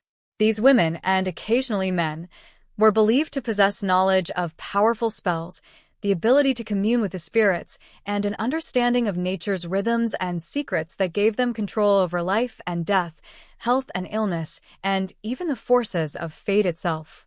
The idea of the witch is deeply ingrained in Celtic culture, where magic, divination, and the supernatural were all seen as part of the natural order. The role of the witch in Celtic society was multifaceted. On one hand, witches were seen as healers, wise women who used their knowledge of herbs, plants, and the land to treat the sick, ease pain, and perform rituals that brought about positive change. These women were often the ones called upon in times of crisis, when a child was ill, when crops were failing, or when a new life was being brought into the world. Their deep connection to the land, the seasons, and the cycles of nature made them essential figures in many communities. They understood the power of plants, stones, and animals, and they were often entrusted with knowledge that had been passed down through generations, knowledge that connected them to the ancient and powerful forces of nature. However, this same knowledge that made the witch revered could also make her feared. In the world of the Celts, the line between life and death, health and disease, was often seen as thin, and those who wielded power over these realms were often regarded with suspicion. Witches were often associated with death and decay, not because they caused these things, but because they had the power to work with them. The ability to bring about healing, to change fate, or to call on spirits, meant that witches also had the power to harm, whether intentionally or unintentionally. If a witch's intentions were misunderstood or if her powers were misused, she could quickly become a figure of fear. The concept of the witch was tied to the ancient idea that those who are close to the natural world have access to forces that others cannot comprehend, and in times of fear or ignorance, this could turn into suspicion and hostility. In Celtic mythology, witches were often depicted as being able to shapeshift into various forms, usually animals, in order to carry out their magical practices. This ability to transform into other creatures was symbolic of the witch's connection to the spirit world, where the boundaries between humans, animals, and supernatural beings were fluid and changeable. In many myths, witches are portrayed as being able to turn into crows, wolves, or hares, allowing them to move unseen through the world and perform their magic without being detected. The ability to shapeshift also connected witches to the realms of the otherworld, a mysterious and sacred space where spirits, gods, and the deceased resided. By crossing between the physical world and the spiritual realm, witches were able to access powerful forces that could influence life, death, and the course of events. Witches in Celtic mythology were also known for their ability to foretell the future, a power that added to their air of mystery and intrigue. They were often consulted for prophecies, predictions, and guidance, particularly during times of war, famine, or political unrest. The Celts believed that witches could communicate with the spirits, and that they had a unique connection to the unseen forces that shaped the world. Prophecies spoken by a witch were often seen as messages from the gods or the ancestors, and their words carried great weight. In some cases, these prophecies would shape the course of history, influencing the decisions of kings, warriors, and leaders. The ability to see beyond the present and into the future made witches both powerful and dangerous, as their words could determine the fate of individuals or entire kingdoms. Yet, despite their power and influence, witches were not always seen as villains. In many Celtic myths, witches are portrayed as wise women who serve as protectors of the community, using their knowledge and abilities to ensure the well-being of the people. These witches were often depicted as figures of wisdom and guidance, who helped ensure the fertility of the land, the health of people, and the prosperity of the community. They were the keepers of ancient knowledge, and their role was to maintain the balance between the natural world and the human world. In this sense, the witch was a figure of harmony and balance, a necessary force that ensured the continuity of life and the stability of the universe. At the same time, the witch was also a figure who embodied chaos, the unpredictable and uncontrollable forces of the world. Witches were often depicted as beings who could change the course of events at will, who could curse or bless, heal or harm, depending on their mood, their intentions, or the circumstances of the moment. This unpredictable nature made witches both fascinating and frightening. They were the personification of the wildness and danger of the natural world, uncontrolled, untamed, and sometimes capricious. It was said that witches could call upon the elements, wind, fire, water, and earth, and that they had the ability to summon storms, cause crops to wither, or bring rain to parched fields. They could alter the weather, create unnatural occurrences, and make things happen that defied explanation. In a world where nature itself was both a source of life and a force of destruction, the witch represented the power of nature's raw, untamable energy. The myth of the Cailleach, an ancient figure in Celtic folklore who is often described as a witch or goddess of winter, embodies this dual nature of the witch, both creator and destroyer. The Cailleach is said to control the weather, particularly the storms and snow that come with winter. In some myths, she is depicted as a fierce and terrifying figure who brings the cold, harsh winds and snow that blanket the land. She is a symbol of death and decay, as winter brings with it the death of the harvest and the long, barren months. Yet, the Cailleach is also a figure of rebirth and renewal, as she is believed to rule over the changing seasons. Once winter ends, she is said to transform, becoming the symbol of spring and the new life that emerges with the thawing of the earth. In this way, the Cailleach embodies the cyclical nature of life, death, and rebirth, the eternal dance of creation and destruction that defines a natural world. Her character, like that of the witch, is not one of pure evil, but transformation. She is a necessary force in the cycles of nature. Witches in Celtic folklore were also seen as figures who could help individuals achieve their desires, often through the use of charms, spells, and incantations. Love spells, protective charms, and healing potions were common in the witch's arsenal, and it was said that these magical practices could bring about great change in a person's life. These spells were not always malevolent, but rather were seen as ways to influence the world in favor of the person seeking help. Witches were sometimes called upon to bind two lovers together, to heal an injured person, or to ensure that a child would be born safely. In these ways, witches were seen as figures of both light and dark, beings who could bring happiness and healing, but who also possess the ability to manipulate and control. The witch's connection to the other world, the realm of the dead and the spirits, was another key aspect of their power. Witches were believed to have the ability to traverse the boundary between the human world and the spirit world, communicate with the souls of the deceased and with the gods. This connection to the other world gave witches the ability to influence the fate of the living, to communicate with ancestors, and to summon the spirits for guidance or to aid in their magic. The witch's role as an intermediary between the worlds of the living and the dead made her a powerful and revered figure, but also one who was seen as dangerous and unpredictable. The witch, as a figure in Celtic folklore, embodies many of the contradictions and complexities of life itself. She is a healer and a destroyer, a bringer of death and a giver of life, a wise and powerful figure who is both revered and feared. The witch represents the untamed, magical forces of nature, a reminder that life is not always orderly or predictable, and that the forces that govern the world are both beautiful and terrifying. In the end, the witch is a figure of transformation. She is a symbol of the power that exists in the unseen, the mysterious, and the supernatural, and a reminder that the world is full of magic, both light and dark. Deep within the ancient and mist-covered hills of Celtic folklore, the Kelpie stands as a creature of mystery, fear, and legend. Its presence is as shadowy as the waters it inhabits, its form shifting between that of a beautiful, ethereal horse and something far darker and more sinister. The Kelpie is a water spirit, often associated with rivers, lakes, and lochs in Celtic mythology, and its tale is one of both seduction and danger. Its mythology speaks to the deep, ancient human fear of water's power and unpredictability. Water has always been both a life-giving force and an agent of destruction, and the Kelpie embodies this dual nature.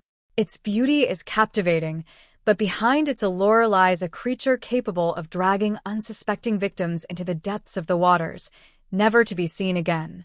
The legend of the Kelpie is deeply embedded in the ancient Celtic view of water as a gateway to another world, a liminal space where the boundaries between life and death, the human world and the supernatural, are blurred.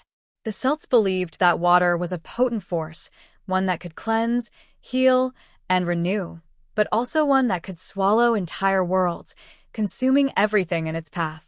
The Kelpie, as a creature of water, represents the darker side of these beliefs, the part of water that is unpredictable, dangerous, and capable of pulling one into the depths where no light shines. Kelpies are said to dwell in lochs, rivers, and marshes, Their presence felt most strongly in the places where the land meets the water, where the veil between the living and the other world is thinnest.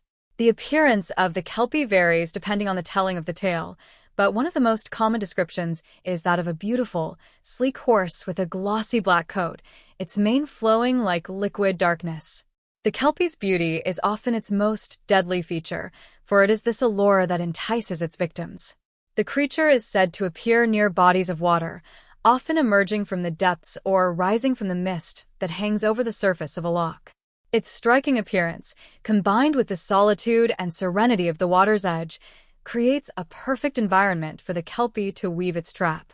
Those who encounter the Kelpie are often drawn to its mesmerizing appearance, and it is this enchantment that lures them closer to danger.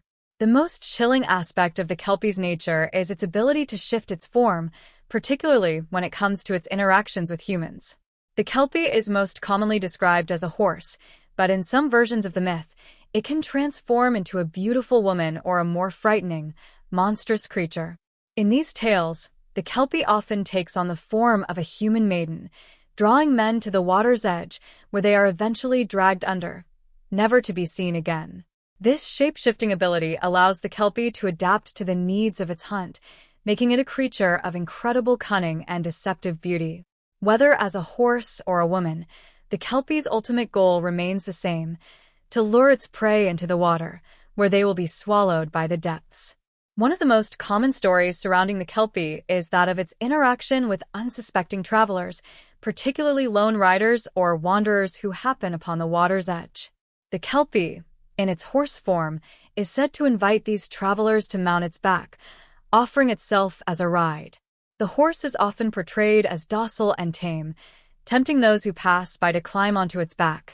Once the rider is astride the creature, the Kelpie springs into action, galloping at incredible speed towards the nearest body of water. The rider, unable to dismount or escape, is dragged into the depths, where the Kelpie devours them. Some versions of the story suggest that the Kelpie leaves behind only the bones of its victims, a grim reminder of its deadly power. In other versions of the legend, the Kelpie uses its shape-shifting abilities to take on the form of a beautiful woman. These tales often feature a lonely man who, enchanted by the woman's beauty, falls under her spell. She leads him closer to the water's edge, where the Kelpie's true nature is revealed. The man is then dragged into the depths, often meeting a grisly fate. The Kelpie's ability to adopt a human form adds another layer of danger to its nature, as it can blend seamlessly into the human world, using its charm and beauty to lure its prey into a false sense of security. The Kelpie's mythology speaks to the deep-rooted fear the Celts had of the unknown, of the unpredictable forces of nature that could turn from life-giving to life-taking in an instant. Water, as an element, was both a source of sustenance and a force of destruction. Rivers could flood, lakes could swallow entire villages, and lochs could conceal dangerous creatures like the Kelpie. The water's surface, smooth and inviting, often concealed the darkness and peril that lay beneath. The Kelpie is the embodiment of this fear, an ever-present reminder that even the most tranquil waters can hide dangers that no one could foresee. The horse, in many ways, symbolizes the untamable nature of the water itself, powerful, wild, and free, but also capable of great destruction when it is provoked or when it finds itself with no other option. While the Kelpie is typically seen as a malevolent creature, there are also tales in which the creature is portrayed with more complexity. Some versions of the myth suggest that the Kelpie, while dangerous, is also a guardian of the waters, protecting the land from invaders or wrongdoers. In these stories, the Kelpie's actions are not driven by malice, but by a need to protect its domain. The creature's role as both predator and protector reflects the dual nature of water itself, necessary for life, yet capable of overwhelming it if disrespected. The Kelpie's role in these tales is to remind humans of the need to respect the natural world and its boundaries. It serves as a guardian of the wild places, ensuring that those who approach with ill intentions or disrespect are punished by the very forces they seek to exploit. In some versions of the tale, the Kelpie can even be tamed or tricked, often by the intervention of a hero or a clever individual. One such story tells of a man who, Realizing that the Kelpie is incapable of removing a bridle that has been placed on its head, forces the creature to submit to his control. In these tales, the Kelpie's submission to the human is symbolic of the human ability to conquer nature through cunning or strength.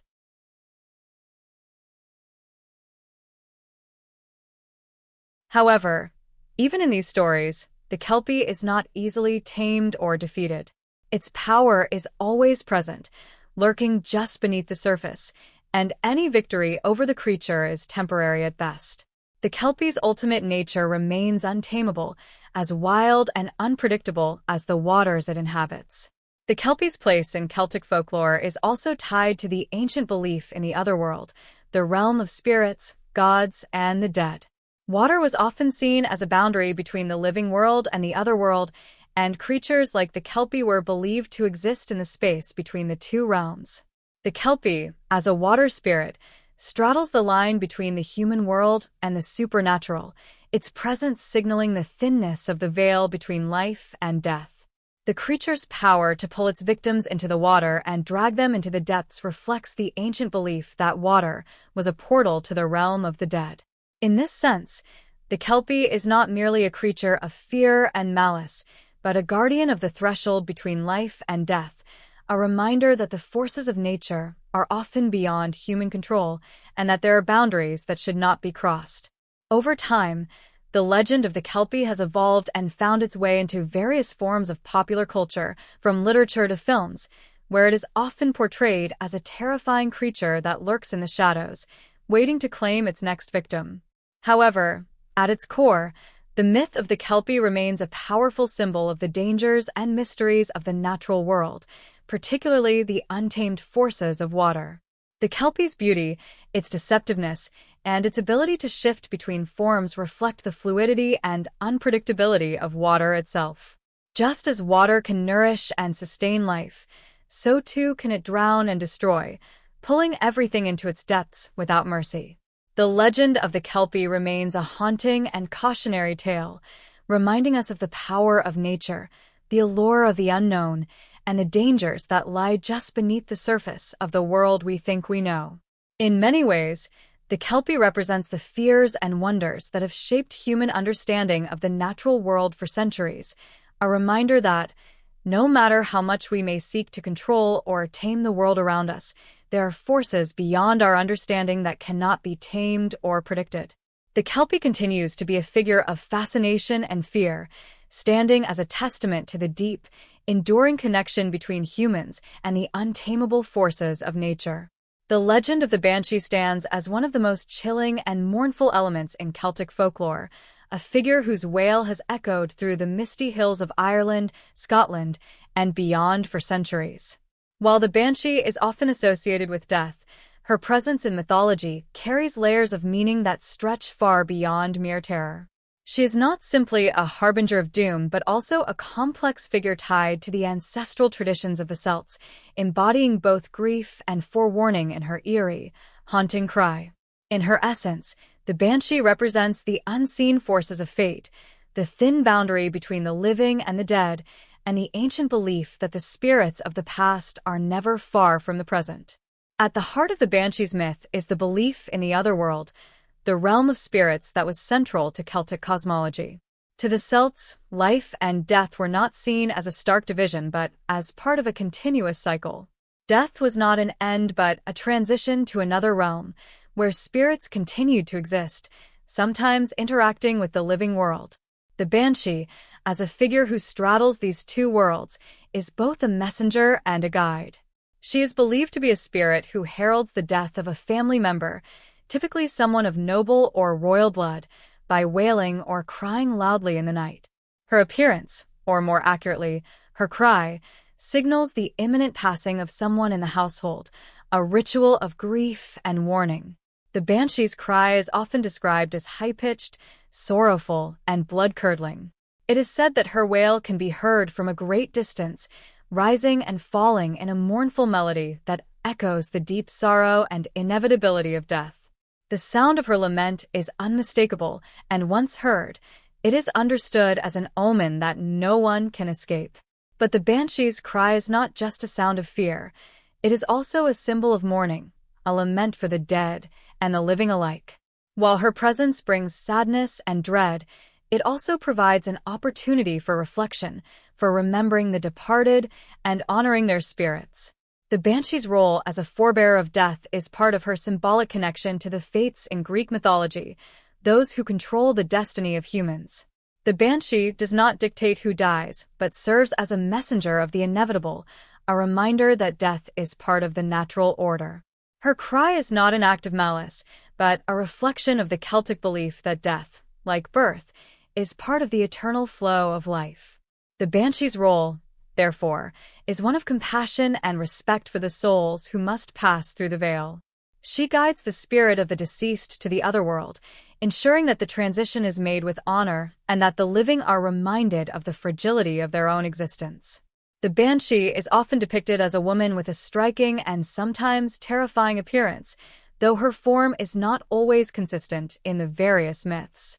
In some stories, she is a beautiful, ethereal woman, dressed in flowing white or gray robes, her long hair cascading down her back. In others, she appears as a disheveled, ragged figure, her face contorted with grief and sorrow. Her features are said to be pale, gaunt, and sometimes even unearthly in appearance, reflecting her connection to the spirit world and the realm of the dead. Some versions of the banshee's myth suggest that she may even appear as a hag, an older, more terrifying figure whose very presence instills fear. This variety of depictions suggests that the banshee is not merely one entity, but represents a spectrum of emotions and states of being: beauty and horror, youth and age, life and death. The identity of the banshee is often tied to specific families or bloodlines, particularly those of noble or royal descent.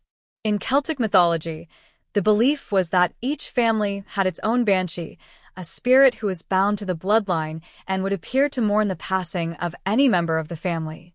This connection between the banshee and family lineage speaks to the deep importance of ancestry and heritage in Celtic culture.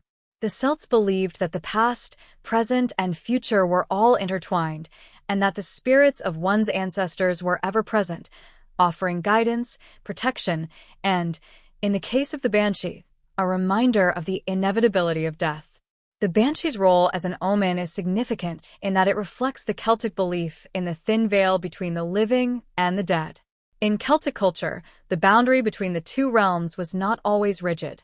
Spirits of the deceased were thought to walk the earth, and their presence could be felt in the natural world, particularly at certain times of the year, such as Samhain, when the spirits of the dead were said to roam freely among the living. The banshee, as a spirit who embodies both the living and the dead, stands as a bridge between these two worlds, reminding the living of the ever-present reality of death. While the wail of the banshee is often seen as a harbinger of doom, it is also a reminder of the ongoing connection between the two realms, a reflection of the Celtic belief that death is not an end but a continuation of existence in another form. Though the banshee's cry is often associated with imminent death, it also represents something much larger: the passage of time. The very fact that she appears when someone of significance is about to die speaks to the cyclical nature of life. The banshee's lament is both a mark of closure and a call for the living to reflect on their own mortality. In the tradition of the Celts, time was not linear, and death was not an isolated event. The banshee's cry, as she mourns the loss of an individual, serves as a reminder of the continuous cycle of life, death, and rebirth. It echoes the deep understanding the Celts had of the interwoven nature of existence. Each passing moment is both an ending and a beginning, and the banshee serves as the spiritual guide who reminds the living of this eternal truth. Interestingly, the banshee is not always depicted as a solitary figure in the myths. In some versions of the legend, she is said to appear with a group of other supernatural beings, such as the Bean Nigh or the Caointich, who also wail or cry in mourning for the dead. These figures often represent different aspects of grief, from the sorrow of loss to the quiet acceptance of death's inevitability. Together, these mourners form a spiritual community that mourns not only the loss of an individual, but also the collective loss of those who have come before.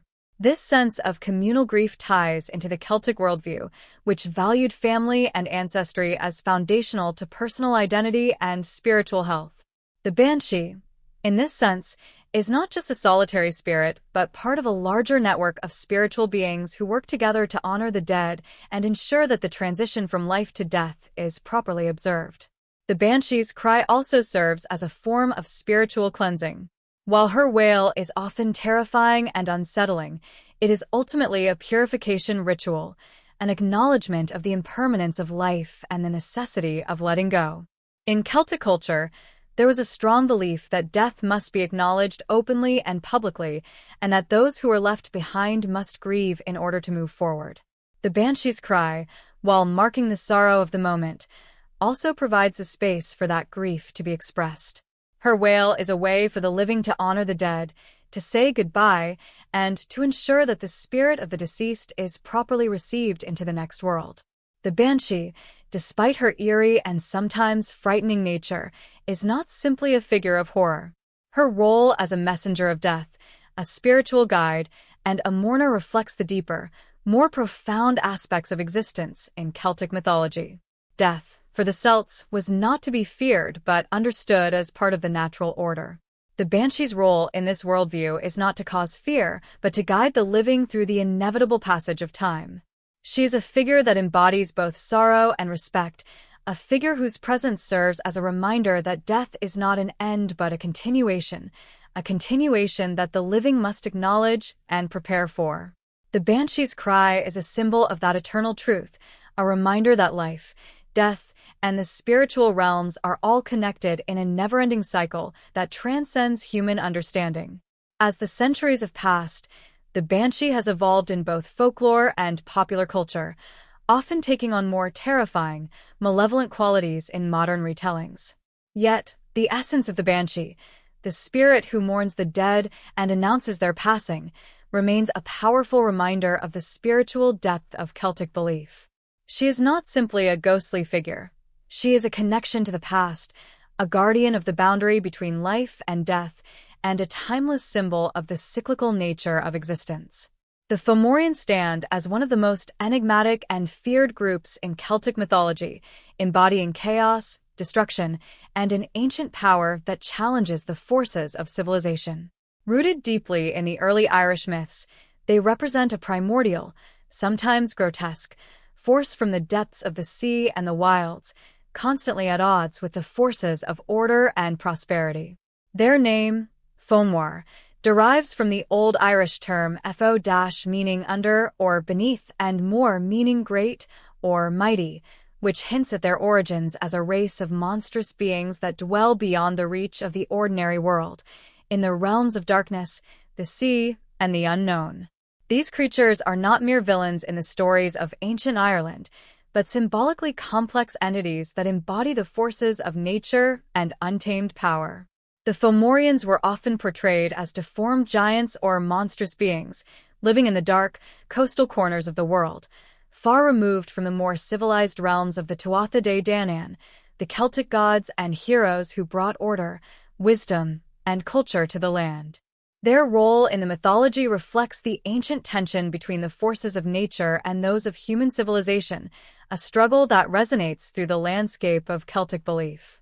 These monstrous figures lived in the otherworld, a liminal space that connects the realm of the living with the afterlife, a place where the boundaries between the natural and supernatural are blurred. Their presence on Earth is marked by disaster, chaos, and often an invasion of sorts, whether literal or symbolic. The Fomorians, while often depicted as terrifying and malicious, are also deeply intertwined with the Celtic concept of balance. In many ways, they represent the dark and destructive forces of nature, floods, storms, famine, and plague. Their power is wild and unrestrained, a raw force of the earth and sea, and in this sense, they are both feared and revered. Like the untamable forces of nature, they cannot be easily defeated or reasoned with.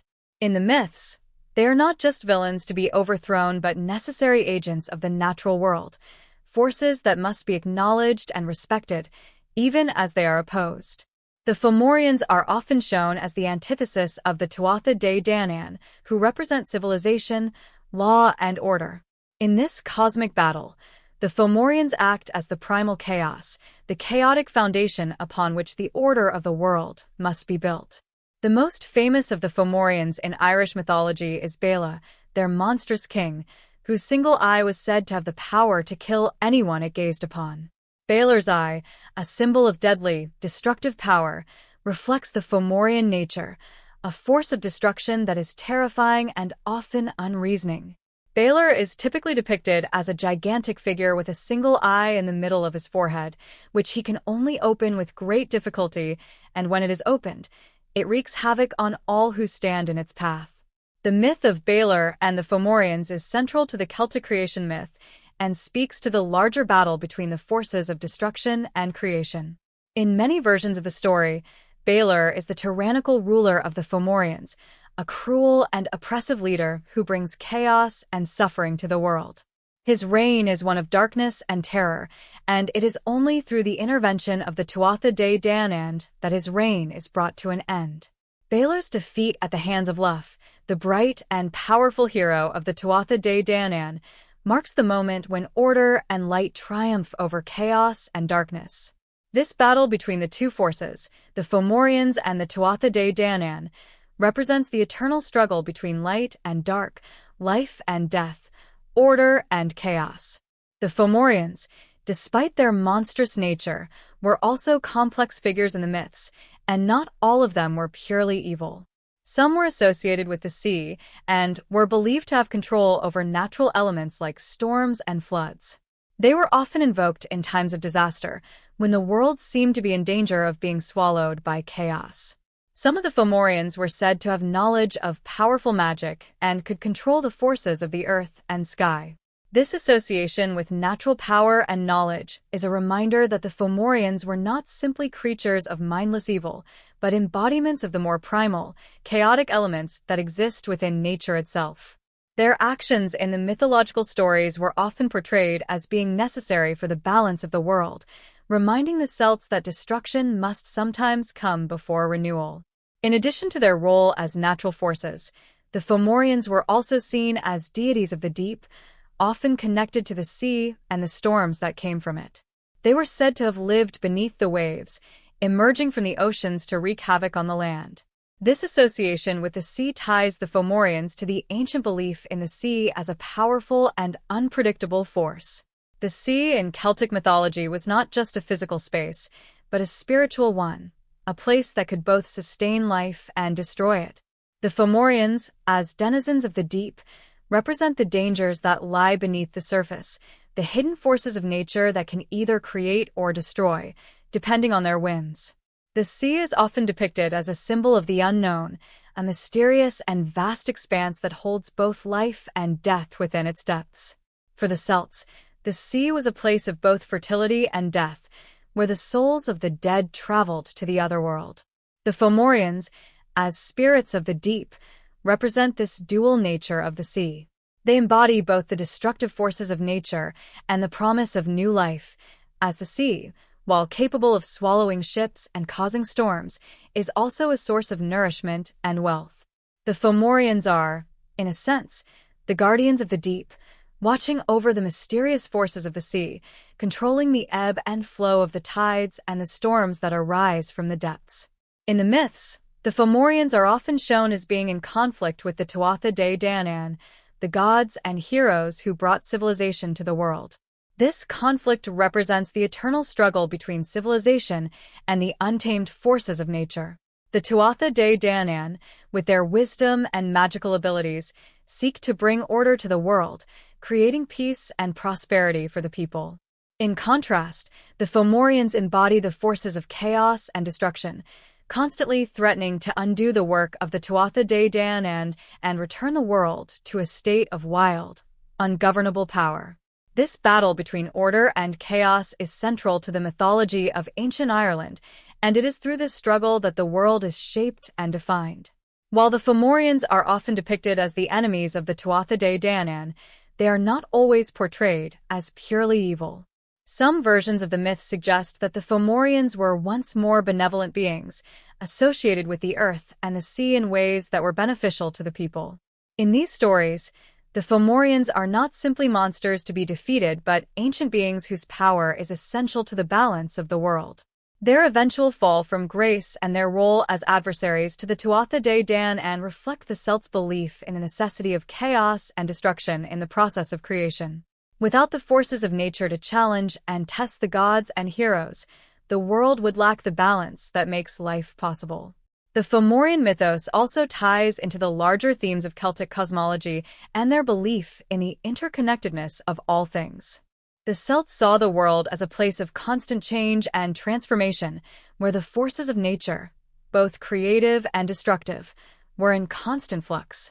The Fomorians represent this chaotic aspect of the natural world, where life and death, creation and destruction, are not opposing forces but complementary aspects of the same cosmic balance. The Fomorians' role in the myths is not to simply create chaos, but to act as a necessary force in the process of creation. Their struggle with the Tuatha De Danann is symbolic of the broader cosmic dance between the forces of order and chaos, which ultimately gives rise to the world as the Celts understood it. As the Fomorians continue to appear in modern adaptations of Celtic mythology, their representation has evolved. While they remain symbols of primal, untamable power, they are often depicted with a greater sense of ambiguity. No longer merely monstrous enemies to be defeated, the Fomorians have become figures that symbolize the complexities of nature, the forces that cannot be controlled or fully understood by humans. They're figures that challenge the idea of absolute good and evil, offering a deeper reflection on the nature of chaos, power, and balance in the world. Ultimately, the Fomorians serve as a reminder that nature, while often seen as a force of life and beauty, is also capable of great destruction and chaos. Their stories are not just tales of monstrous beings, but reflections of the complex and unpredictable forces that shape the world and the human experience. As beings that dwell at the edges of civilization, the Fomorians challenge the boundaries between the known and the unknown, the tame and the wild, reminding us that even the most terrifying forces of nature are part of the greater tapestry of existence, and that creation and destruction are inseparable partners in the ongoing cycle of the Dullahan. A figure shrouded in darkness and myth, is one of the most terrifying and iconic creatures in Celtic folklore, particularly in Irish mythology. Often associated with death and the supernatural, the Dullahan is a spectral being whose appearance heralds doom and destruction. The legend of the Dullahan is steeped in mystery, and its presence in Celtic culture reflects the deep fear and reverence that the Celts had for death, the afterlife, and the unknown forces that governed both life and death. Known for its chilling characteristics and eerie nature, the Dullahan is not just a figure of horror, but also a profound symbol of the boundary between the living and the dead, the mortal and the eternal. The Dullahan is most often described as a headless rider on a black horse, a figure who travels the land at night, searching for souls to claim. Its most distinctive feature, as the name suggests, is that it has no head. Instead, it is said to carry its own severed head under one arm or hold it high above its body, using it as both a lantern and a weapon. The head is described as having gleaming, sightless eyes, a wide, grotesque grin, and a tongue that lolls out like a snake. The severed head is not just a horrifying physical attribute, but a symbolic representation of death itself, a reminder that the line between life and death is not as distinct as it might seem. In some versions of the myth, the Dullahan's head is said to glow with an eerie light, allowing it to see in the darkness and guide its horse through the night. This chilling figure is often said to ride with such speed and power that it seems to move like a whirlwind, its presence heralded by the sound of galloping hooves that echo through the night. In the legends, the Dullahan is usually depicted as an omen of death, not just for individuals but for entire families or communities. When the Dullahan appears, it is a sign that someone is about to die, and its approach is often accompanied by the sound of hooves that strike terror into the hearts of those who hear it. The creature is said to ride relentlessly, moving across the land with a sense of purpose, searching for the soul it must claim. In some myths, It is said that the Dullahan calls out the name of the person who is to die, and once the name is spoken, the individual is fated to pass into the afterlife. This act of calling out the name of the soon-to-be deceased connects the Dullahan to the ancient Celtic belief that the spoken word held great power, particularly in matters of life and death. What makes the Dullahan particularly terrifying is its indifference to the human world. It is not malevolent in the sense that it seeks to cause suffering for the sake of it, but rather, it is an unstoppable force of nature, a being that is tasked with carrying out the will of the otherworld, a realm where the rules of life and death are governed by ancient forces beyond human understanding. The Dullahan is a being that is entirely disconnected from human emotions or desires, and it acts solely as a vehicle of death, carrying out its grim task without mercy or hesitation. It is this cold, indifferent nature that makes the Dullahan such a frightening figure. Its presence is not a personal threat, but a cosmic certainty that brings with it the inevitability of death. In many ways, the Dullahan is a reminder of the inescapable fate that awaits all mortals, a force that will come for each soul when the time is right, regardless of one's station in life or the actions they may have taken. The headless nature of the Dullahan also has significant symbolic meaning in Celtic mythology. The head, often seen as the seat of consciousness and identity, represents the soul in many cultures. The Dullahan's severed head speaks to the idea of a soul that has been separated from the body, a soul that is lost and wandering in the liminal space between the realms of life and death. The act of carrying the head is a symbolic gesture of severing the connection between the body and the spirit, and in doing so, the Dullahan embodies the division between life and death, the threshold that cannot be crossed by the living. The headless rider becomes a spectral figure who lives in the gap between the worlds, unable to return to the world of the living but never fully part of the world of the dead. This in-betweenness gives the Dullahan a sense of power and tragedy, as it is a creature defined by its inability to belong fully to either realm. The horse that the Dullahan rides also plays a key role in its mythology. Like many supernatural beings in Celtic mythology, the Dullahan's horse is not just a beast of burden but a powerful and symbolic figure in its own right. The horse is often described as black as night, with fiery eyes and a wild, untamed nature. The black horse represents the darkness of the unknown and the unpredictability of death, racing through the night without concern for the obstacles that lie in its path. The horse's speed and power are said to be unparalleled, allowing the Dullahan to travel swiftly across the land and claim its victims. The connection between the Dullahan and the horse reflects the Celtic belief in the interdependence of the physical and spiritual worlds, with the horse acting as a conduit between the living and the dead. The horse, as a creature of the earth, serves as a vessel for the Dullahan's journey into the supernatural realms, carrying the spirit of death across the boundary between life and the afterlife. In some versions of myth, the Dullahan is said to be accompanied by a group of supernatural beings, such as other headless riders or ghostly figures who serve as its assistants. These entities are often depicted as restless spirits, lost souls who are bound to the service of death, unable to escape their fate. The Dullahan and its followers serve as a reminder that death is not just a personal journey, but a communal process, one that affects not only the individual but the community as a whole. In this sense, the Dullahan is a harbinger of collective mortality, a force that transcends the individual and reminds all who hear its cry that death is an inevitable part of the human experience. The Dullahan, like the Fates in Greek mythology, embodies the inexorable passage of time, and its presence marks the end of one life and the beginning of another journey in the afterlife. The Dullahan's appearance is also connected to the ancient Celtic belief in the power of blood and bone.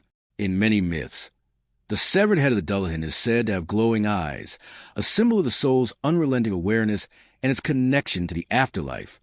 The eyes, in particular, are said to have a supernatural power, as they are able to see the souls of the living and the dead, and they guide the Dullahan on its path. This aspect of the Dullahan's headlessness reflects the Celtic view of the body and soul, that the two are deeply intertwined but separate, and that death is the moment when the soul is freed from constraints of the physical world. The Dullahan, in its headless form, is the embodiment of this separation, carrying out the natural order of life and death in a way that is both horrifying and inevitable. As the Dullahan rides through the night, its presence evokes terror and dread, but also serves as a reminder of the ancient and primal connection between the living and the dead. The Dullahan's role as a spectral being, traveling the land on a black horse with its severed head held high, speaks to the deep-seated fear of death and the unknown that permeated Celtic culture. But it also reflects a profound understanding of the human condition, an awareness of the inevitability of death and the need to confront it. In this sense, the Dullahan is not just a monster to be feared, but a figure that embodies the very essence of mortality and the passage of time. Its appearance serves as a stark reminder that death is a part of life, and it is a force that cannot be avoided or escaped. Over the centuries, the Dullahan has continued to haunt the imaginations of those who have heard its stories. Whether in ancient tales passed down through generations or in modern retellings found in books and movies, the Dullahan remains a figure that captivates and terrifies. In many ways, the Dullahan symbolizes the way that cultures deal with the fear of death. It is not just an entity to be feared, but a manifestation of the deep understanding that death is inevitable, mysterious, and ever-present. It embodies the fear and fascination that people have with the afterlife, and it reminds us that despite the many ways we try to understand and control our fate, the Dullahan will continue to ride through the night, carry with it the ancient certainty that death is a part of life. The puka is one of the most mischievous, unpredictable, and elusive creatures in Celtic mythology, particularly in Irish folklore, and its nature embodies the wild, untamable aspects of the natural world. Often seen as a trickster or shapeshifter, the puka is a spirit or creature that is both feared and revered by those who encounter it. Its origins lie deep in the Celtic belief system, where spirits, fairies, and other supernatural entities played an integral role in daily life, weaving themselves into the fabric of human experience. The puka, however, is distinct in its unpredictability, its love for causing havoc, and its ability to shapeshift into many different forms. The puka's very essence challenges the boundaries between the natural and supernatural, the known and the unknown, offering a creature that cannot be easily understood or contained. The puka's most well-known trait is its ability to change shape. It is often described as a dark, horse-like creature with glowing eyes and matted shaggy fur, but it can also transform into a man, a goat, or even a rabbit. The creature's form is often described as unsettling and terrifying, especially when it takes the shape of a black horse, which is said to appear out of nowhere on misty nights.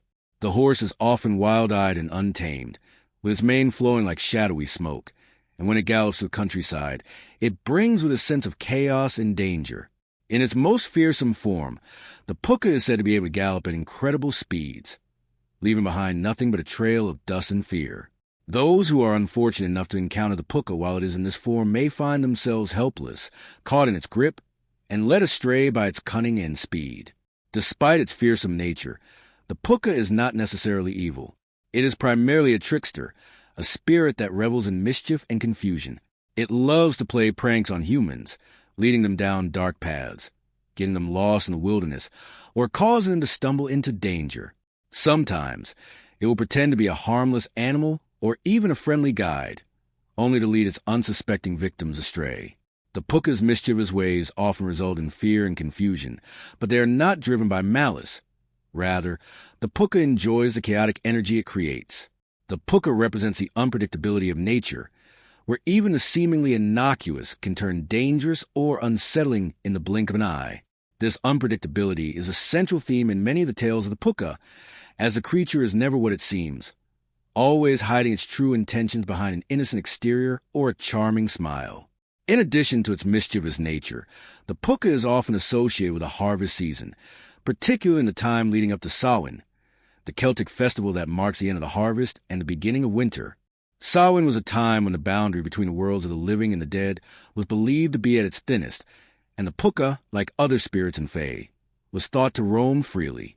During this time, the puka was said to be most active, playing tricks on farmers, leading them to lost crops, and causing confusion among the harvesters.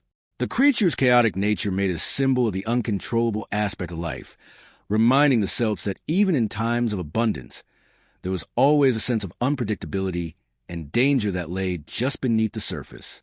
The puka's role in these agricultural myths also tied it to the cycle of life and death. The harvest season, while a time of plenty, was also a time of transition, as the earth moved into the colder months of winter. The puka's pranks during this time could be seen as a way of highlighting the vulnerability of humanity in the face of nature's power. While the harvest brought prosperity, It was also a reminder that the land was wild and untamable, subject to forces far beyond human control. The puka, in its trickster form, embodied this duality, both a playful spirit and a reminder that nature's power could not be tamed. In many of the tales about the puka, it is said to have a deep connection to the earth, often residing in places that are wild, untamed, and remote. Forests, hills, and bogs are often the domains of the puka, places where humans rarely venture, and where the rules of civilization do not apply. These places, in the Celtic worldview, were often seen as portals to the otherworld, realms where the supernatural could easily seep into the human realm.